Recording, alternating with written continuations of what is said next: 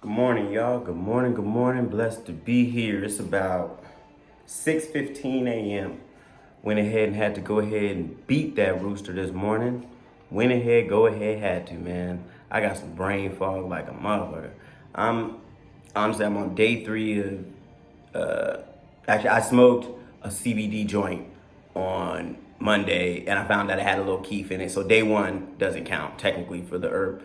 But I have gone 3 days without sugar and honestly, whew, I feel like, man, this is harder than when I was trying to get out off alcohol, man. As you see, I'm slurring my words, man, and it's just been tough.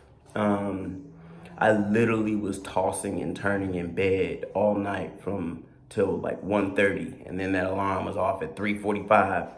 But guess what? Had to get my ass up anyway. Got here around 4:30, got in some work. I did some squats, I got some deadlifts in, some incline dumbbell press, did some cable crunches, seated cable rows, did some jump rope. And that was all before to get open because right after that, had to go ahead and get work started. But that's the topic of today. When you don't have weed, no sugar, no sleep, what do you do? What do you do? You got to get your ass up anyway. Nobody wants to hear excuses.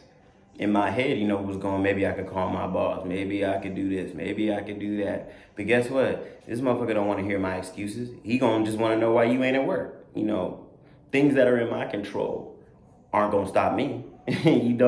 Unless for me to be off work, especially after I stopped drinking, you'd have to damn near cut a leg off. Cut a leg off me.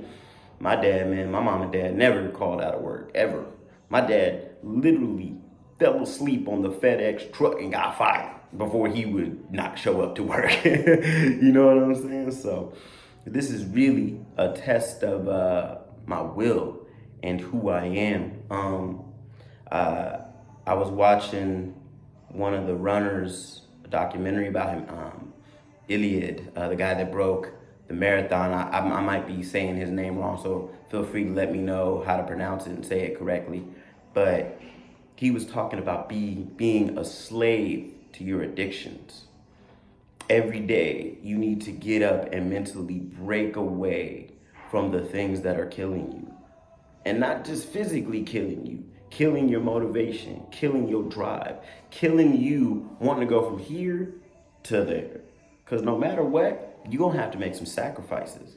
I was talking to some people and me personally, I eat sugar. It is what it is, but I put the work in. I run like 7, 8 miles, all the time. Bye, you guys. Have a good one. 7, 8 miles, like all the time, and we lifting weights, jump roping for hours, and I'm still not where I want to be. I legit put sugar before my marathon training. I put sugar before my marathon training. And it's come to the head, in these last 3 days. Or 2 days, because this day still barely even started. I'm acting like I got 3 solid days. But no matter what, you have to persevere.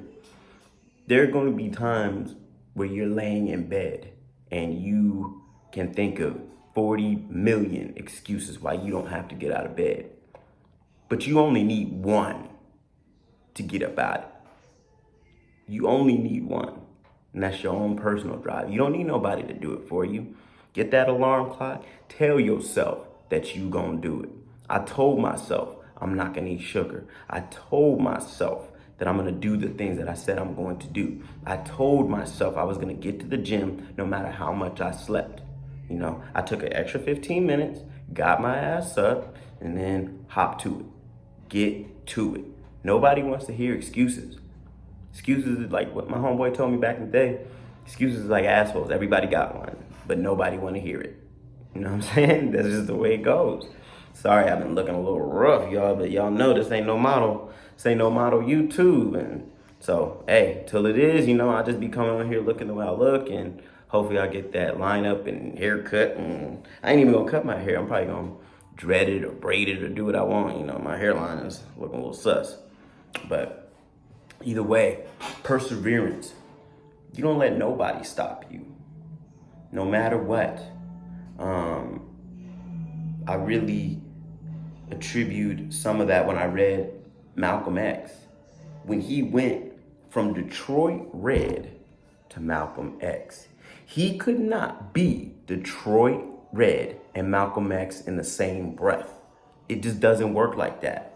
You can have 1 foot in the street, 1 foot in the church. Guess what? You get in a combo of both. You cannot have it just one way with doing both. It just doesn't work like that. You have to sacrifice. If you got to sacrifice a little sleep, if you have to sacrifice your snacking, if you need to sacrifice your addiction, you need to sacrifice your addiction. And that's real talk for anybody. And if you could be addicted to clothes, you could be addicted to shopping, you could be addicted to coffee. Me personally, I'm addicted to sugar. I've literally grown up eating cereal every day, high C's, all that stuff. We touched on this in the other video, but I'm here to tell you, it is not easy. It's not easy. It literally was easier on my first 3 days of not sipping like any alcohol, straight up. And man, I'm here to just tell y'all, we persevering. We not stopping. We gonna keep going, no matter what. So we gonna go ahead and take today. I'm sluggish. I'm tired. I'm a little irritable, but I'm gonna do that with a smile on my face. Because it ain't nobody else's fault. I'm got myself addicted to the sugar. I could have stopped. You know when you have too much. Don't go around blaming other people, y'all. Hey, this is Keith Kilgore, HTEW Fitness. I ain't shit. Going for day 3, y'all. Peace.